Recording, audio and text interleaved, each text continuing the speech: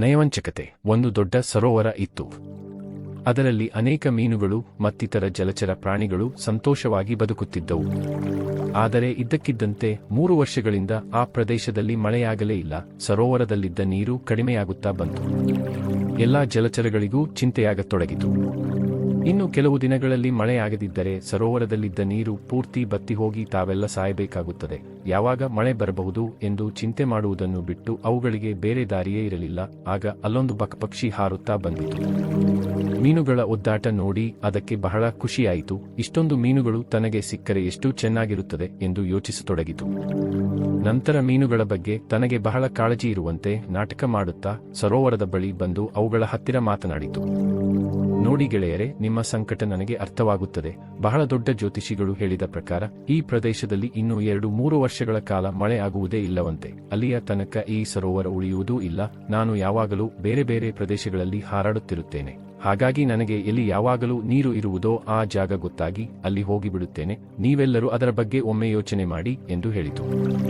ಹೌದು, ನಮಗೂ ಅದು ಗೊತ್ತಿದೆ. ಮಳೆಯಾಗದಿದ್ದರೆ ನಾವೆಲ್ಲ ಸತ್ತು ಹೋಗುತ್ತೇವೆ ಎಂದು.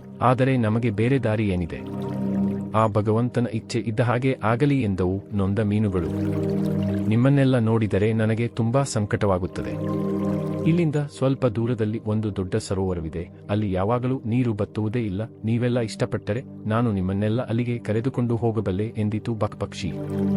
ಆದರೆ ಯಾವ ಮೀನುಗಳು ಇದರ ಮಾತನ್ನು ನಂಬಿ ಇದರ ಜೊತೆ ಹೋಗುವ ಸಾಹಸ ಮಾಡಲಿಲ್ಲ. ಒಂದು ವಯಸ್ಸಾದ ಮೀನು ಮಾತ್ರ, ನಾನು ಈ ಬಕಪಕ್ಷಿಯ ಜೊತೆ ಹೋಗಿ ನೋಡಿ ಬರುತ್ತೇನೆ. ನಾನು ಮರಳಿ ಬಂದರೆ ಈ ಪಕ್ಷಿ ನಂಬಿಕೆಗೆ ಅರ್ಹ ಎಂದಾಯಿತು. ನಾನು ಮರಳಿ ಬರದಿದ್ದರೆ ನನ್ನ ಆಯುಷ್ಯ ಮುಗಿಯಿತೆಂದು ತಿಳಿಯಿರಿ. ಹೇಗೂ ನನಗೆ ವಯಸ್ಸಾಗಿದೆ.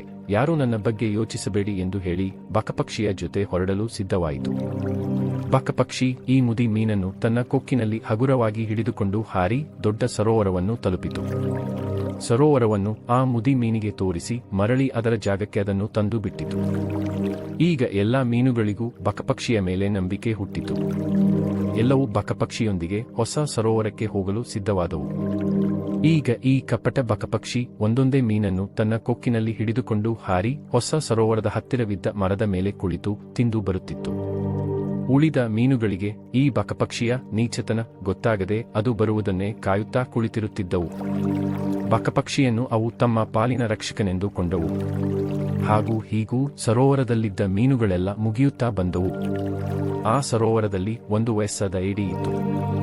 ಅದು ತನ್ನನ್ನು ಹೊಸ ಸರೋವರಕ್ಕೆ ಕರೆದುಕೊಂಡು ಹೋಗೆಂದು ಬಕಪಕ್ಷಿಯನ್ನು ಕೇಳಿಕೊಂಡಿತು. ಬಕಪಕ್ಷಿ ಅದನ್ನು ತನ್ನ ಕೊಕ್ಕಿನಲ್ಲಿ ಹಿಡಿದುಕೊಳ್ಳಲು ಬಂದಾಗ, ಏಡಿ ಗೆಳೆಯ, ನೀನು ನನ್ನನ್ನು ಕೊಕ್ಕಿನಲ್ಲಿ ಹಿಡಿದುಕೊಳ್ಳುವುದು ಬೇಡ. ನಿನ್ನ ಕುತ್ತಿಗೆಯ ಮೇಲೆ ನಾನೇ ಹಗುರವಾಗಿ ಕುಳಿತುಕೊಳ್ಳುತ್ತೇನೆ. ನೀನೇನು ಯೋಚಿಸಬೇಡ, ಸರಿಯಾಗಿ ನಿನ್ನನ್ನು ಹಿಡಿದುಕೊಂಡು ಕುಳಿತುಕೊಳ್ಳುತ್ತೇನೆ ಎಂದಿತು. ಆಗಲಿ ಎಂದು ಬಕಪಕ್ಷಿ ಅದನ್ನು ತನ್ನ ಕುತ್ತಿಗೆಯ ಮೇಲೆ ಕೂರಿಸಿಕೊಂಡಿತು. ಬಕಪಕ್ಷಿ ಹಾರಿ ಸರೋವರದ ಹತ್ತಿರವಿದ್ದ ಮರದ ಬಳಿಗೆ ಬಂದಾಗ ಏಡಿ ಮೀನುಗಳ ಎಲುಬಿನ ರಾಶಿಯನ್ನು ನೋಡಿತು. ಅದಕ್ಕೆ ತಕ್ಷಣ ಬಕಪಕ್ಷಿಯ ಮೋಸದ ಸುಳಿವು ಸಿಕ್ಕಿತು. ಗೆಳೆಯ, ಸರೋವರ ಎಲ್ಲಿ ಎಂದು ಕೇಳಿತು. ಬಕಪಕ್ಷಿ ನಗುತ್ತಾ, ಅಯ್ಯೋ ದಡ್ಡ, ನಿನಗೆ ಮೀನುಗಳ ಎಲುಬುಗಳ ರಾಶಿ ಕಾಣುತ್ತಿಲ್ಲವೇ? ಇನ್ನೊಂದೇ ಕ್ಷಣದಲ್ಲಿ ನಿನ್ನನ್ನು ತಿಂದು ಮುಗಿಸುತ್ತೇನೆ ಎಂದಿತು. ಆಗ ಏಡಿ ನಗುತ್ತಾ, ದಡ್ಡ ನೀನು, ನಾನಲ್ಲ, ನಿನ್ನ ಕತ್ತು ನನ್ನ ಹಿಡಿತದಲ್ಲಿ ಇರುವುದನ್ನು ಮರೆತು ಬಿಟ್ಟೆಯಾ? ನಾನು ನನ್ನ ಕೊಂಡಿಗಳಿಂದ ನಿನ್ನ ಕತ್ತನ್ನು ಕತ್ತರಿಸುವ ಮೊದಲು ಸರೋವರದತ್ತ ನಡೆ ಎಂದು ಹೇಳುತ್ತಾ ಬಕಪಕ್ಷಿಯ ಕತ್ತಿನ ಹಿಡಿತವನ್ನು ಬಿಗಿ ಮಾಡಿತು.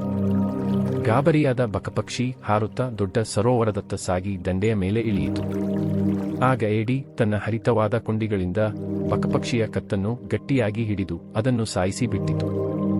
ನಂತರ ಸರೋವರದ ನೀರಿನಲ್ಲಿ ಸೇರಿಕೊಂಡಿತು. ತನ್ನ ದುರ್ಬುದ್ಧಿಗೆ ತಕ್ಕ ಶಾಸ್ತಿಯಾಯಿತು ಬಕಪಕ್ಷಿಗೆ. ನಮ್ಮ ಸುತ್ತಮುತ್ತಲಲ್ಲಿ ಇಂಥ ಬಕಪಕ್ಷಿಯಂಥ ಜನರೇ ಹೆಚ್ಚಾಗಿ ಇರುವುದು.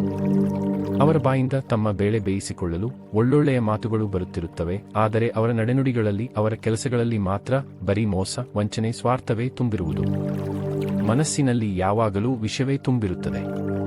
ಇವರು ಮುಖವಾಡದ ಜನ. ತಮ್ಮ ಮಾತಿನಿಂದ ಎಲ್ಲರನ್ನೂ ಮರಳು ಮಾಡಿ ಅದರ ಲಾಭ ಪಡೆದುಕೊಳ್ಳುವುದೇ ಇವರ ಮೂಲ ಉದ್ದೇಶ. ಇವರ ಮುಖವಾಡ ಕಳಚಿದಾಗ ಮಾತ್ರ ಇವರ ನಿಜವಾದ ಬಣ್ಣ ಬಯಲಾಗುವುದು.